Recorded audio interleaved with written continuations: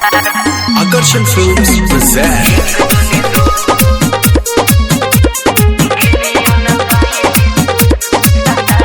सैया रे पलंगिया पतंग करता देहिया दर्द अंग करता।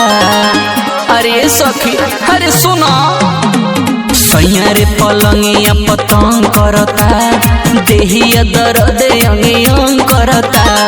होखते अन्हार बाला महामार एक लागल सखी रे कदेला भेनुसार। एक दुनी दू दू दुनी चार गिनियो न पाई जब मारेला भातार। एक दुनी दू दू दुनी चार गिनियो न पाई जब मारेला भातार।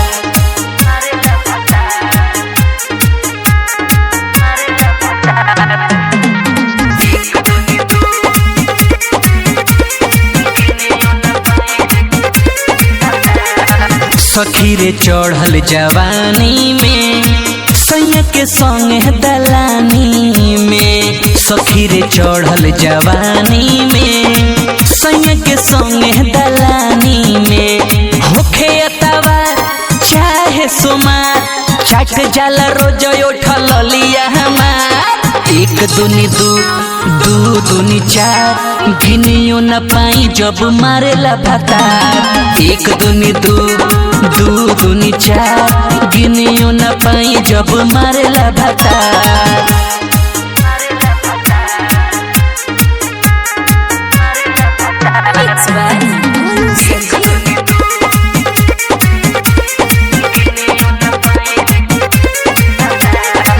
ए सखी पियावा पटकी के करेला प्यार ऐसन डांटी के। ए सखी पियावा पटकी के करेला प्यार ऐसन डांटी के।